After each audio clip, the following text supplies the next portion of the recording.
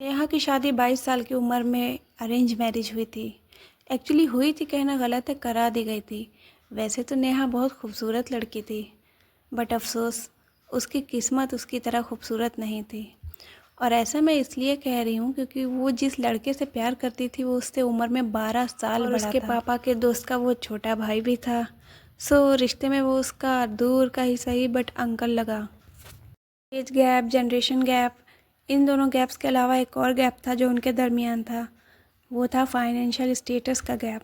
नेहा के पेरेंट्स ने खुला ऐलान कर दिया था वो कभी भी इस रिश्ते के लिए मानने वाले नहीं थे, पर नेहा भी अपने नाम की एक ही प्यार से शादी करने के लिए क्या था जो उसने नहीं किया। उसने तो साफ साफ कह दिया था वो कभी भी शादी नहीं करेगी अगर उसकी शादी वहाँ नहीं हुई जहाँ वो चाहती है। बट ये एफर्ट उसके लिए एक तरफा साबित हुए क्योंकि सामने वाला फैमिली प्रेशर में आकर कहीं ना कहीं बैटल छोड़ चुका था और फिर इस तरह नेहा को अपनी फैमिली की बात माननी ही पड़ी थी। अब उसकी शादी को 2 मंथ हो चुके थे। वो अपने पास्ट को भूल तो नहीं पाई थी, पर कुछ हद तक मूव ऑन कर चुकी थी। अब उसका सब कुछ उसका हस्बैंड था। फिलहाल तो सब कुछ ठीक जा रहा था, पर नेहा ने महसूस किया कि कुछ गलत था। पर क्या? का हस्बैंड 4 बहनों में इकलौता भाई था और एक वेल्दी फैमिली से बिलोंग करता था। रुपए पैसे की तो कोई कमी ही नहीं थी। नौकर चाकर गिफ्ट, नेहा तो पूरी की पूरी पैसों में लदी थी और ये सब देखकर नेहा के पेरेंट्स बहुत खुश होते। अब कुछ हद तक नेहा भी स्टेबल हो चुकी थी। फिर नेहा ने धीरे धीरे अपने हस्बैंड की हरकतें नोटिस करना शुरू की। वो रात को लेट आता आता तो लड़खड़ाता, बिना बात किए सो जाता, सम टाइम अजीब अजीब सी बातें करता और अब तो उसने वॉयलेंट होना भी शुरू कर दिया था। एंड वो अब नेहा के सवाल करने पर चिढ़ने लगा था। और धीरे धीरे नेहा को एहसास हुआ उसका एक नहीं 3-4 अफेयर चल रहे थे घर से बाहर, जो नेहा के लिए एकदम शॉकिंग था। उसकी शादी को अभी 4 मंथ हुए थे और वो 2 मंथ की प्रेग्नेंट थी। तब उसके हस्बैंड ने उसको बहुत ही बेरहमी से मारा था। 4 मंथ की शादी में वो अपने घर लौटकर तो बिल्कुल भी नहीं जाना चाहती थी क्योंकि ये उसके पेरेंट्स के लिए बहुत शेमफुल हो जाता। सोसाइटी में क्या मुंह दिखाते वो कि 4 महीने नहीं चल सकी उनकी ये जो स्टोरी है ये मेरी एक सब्सक्राइबर की रियल लाइफ स्टोरी है। उन्होंने मुझे जीमेल करके सेंड की थी कि मैं ये आप लोगों के साथ शेयर करूं। होप आप सब समझ पा रहे हैं कि सोसाइटी कितनी दोगली है और स्पेशली लड़कियों के लिए कैसे वर्क करती है। तो नेहा की लाइफ में आगे क्या हुआ अगर आप जानना चाहते हैं तो प्लीज़ सब्सक्राइब कर लीजिए, लाइक कर दीजिए प्लीज़, ताकि मैं अगली वीडियो अपलोड कर सकूं। आप भी अपनी या अपने आसपास वाले लोगों की कोई भी लाइफ स्टोरी शेयर करना चाहते हैं तो प्लीज़ मुझे जीमेल कर दीजिए, मैं ज़रूर शेयर करूँगी यहाँ पर। इन वीडियोज़ में या कहीं भी मैं आपकी आइडेंटिटी बिल्कुल नहीं रिवील करूँगी। Thank you.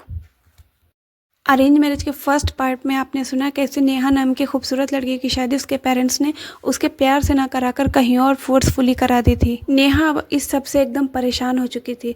उसके हस्बैंड का टॉक्सिक नेचर, उसको मारना पीटना, फिजिकल वायलेंस करना बढ़ता ही जा रहा था।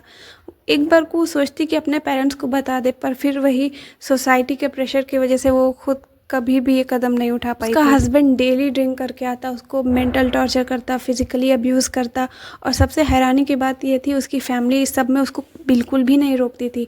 नेहा के लिए एकदम शॉकिंग था, दूर से दिखने वाली इतनी पढ़ी लिखी फैमिली ऐसे कैसे किसी लड़की के साथ होने दे सकती थी।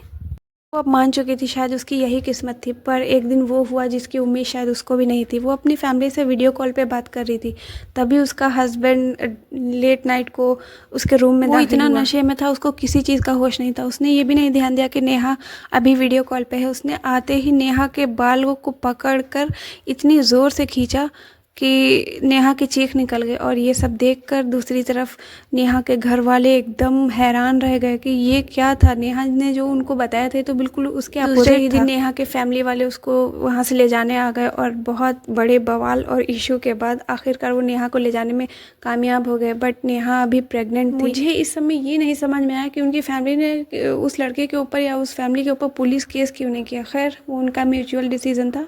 तो आगे बढ़ते जैसे जैसे वक्त बीतता गया उनके ससुराल वालों ने बहुत ट्राई किया कि वो नेहा को वापस भेज दे, बहुत कन्विंस करने की कोशिश की, पर ये अच्छी बात है कि इनके घर वाले इस सब पे रेडी नहीं हुए। नेहा बताती हैं आज इस इंसिडेंट को 3 साल हो गए हैं। उनका एक बेटा है, वो नेहा के साथ ही रहता है, पर सबसे सैड बात ये है कि आज तक उसके बाप ने उस बेटे को नहीं देखा या उनके घर वालों ने किसी भी तरीके से नेहा से या उस बच्चे से कांटेक्ट करने की कोशिश नहीं की। बस वो अपने दाग को मिटाने के लिए चाहते थे कि नेहा वापस साथ आके रहने लगे।